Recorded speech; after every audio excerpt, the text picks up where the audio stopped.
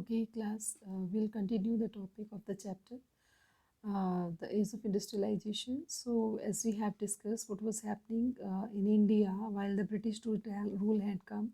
So, what happened to the weavers? Like consolidation of East India Company, the power after 1760s did not initially lead to the decline of textile export from India. British cotton industries had not yet expanded, and Indian fine textiles were in great demand of Europe. So the company was keen to expanding the textiles export from India. क्योंकि यहाँ के कपड़े की demand बहुत ज़्यादा थी, तो उनकी इच्छा थी वो यहीं पे ही अपना मार्केट एस्टेब्लिश करें. But it was not easy for them because already many colonies were there in India. So before establishing political power in Bengal, Carnatic, in 1760s or 1770s, East India Company had found it difficult to ensure a regular supply for the goods for export because of the Dutch, the France, and the Portuguese as well as local traders competed in the market for secure woven clothes. पहले से ही इतने थे, ठीक है. So the weavers and supply merchants could bargain and try to selling the produced the best buyer. In their letter back to London, company officials continuously complained for the difficulties of supply and high prices. However, once the East India Company established political power, it asserted a monopoly right of trade. तो एक बार जब उसका एकाधिकार हो गया, फिर उसने क्या किया, ब्रिटिश इंडिया कंपनी ने, फिर उसका बिजनेस ही चला. It proceeded the develop system of management and in control. It would eliminate the competition. So the control cost and ensure regular supplies, cotton, silk goods. That this it did the through a series of steps. तो ये इन्होंने कुछ steps लिए to set up their business or set up their market in Indian like colonies. So first was that the company tried to eliminate existing traders and brokers connected with the cloth trade and establish more direct control over the weavers. मतलब उन्होंने direct ही weavers के साथ अपने contact करे after appointing the person to which calls Gumastha, and he was the supervisor of British India Company. Second, it prevented the company weavers from dealing with others.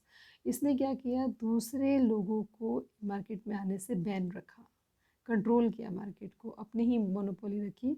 Buyer one way doing this through the system of advance. फिर क्या करते थे, यहाँ पर लोगों को advance देना शुरू करा वीवर्स को, जिससे क्या होता था, once the order was placed and the weavers were given loan and purchased a new material for the product, and those who took loan had a handover and cloth, they proceeded to Gumashtas and they could not take any other trader.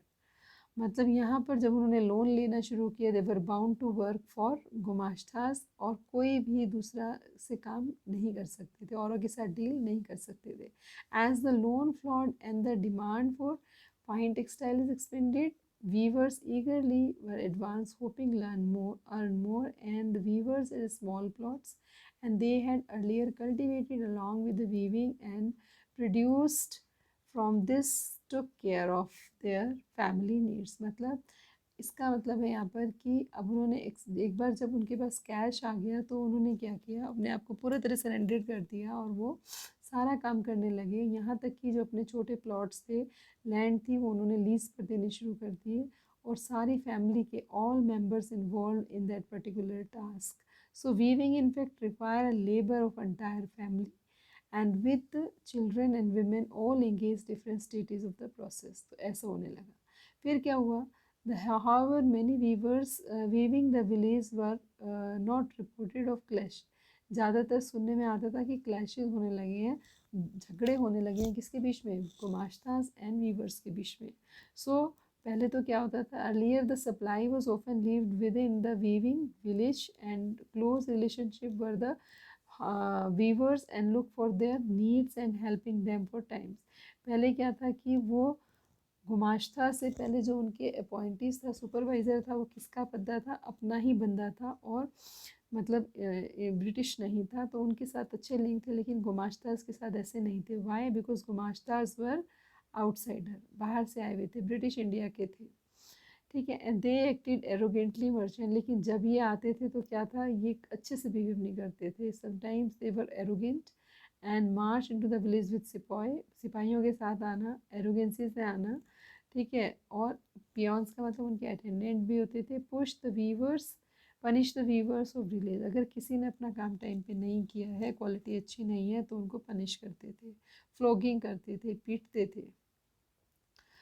Its supply, often beating and flogging them, the weavers lost the space of bargaining and price, then sell different buyers and price they received from company as well as miserably.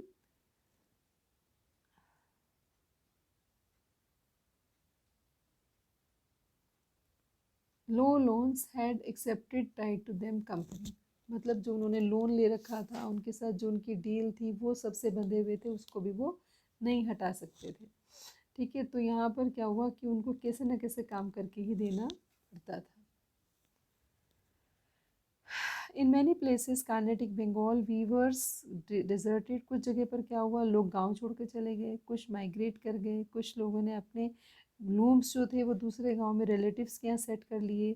So elsewhere weavers along with the villages traders revolted opposing the company and its official. Over the time many weavers begin to refusing long, धीरे धीरे लोगों ने बंद कर दिया इस काम को लेना।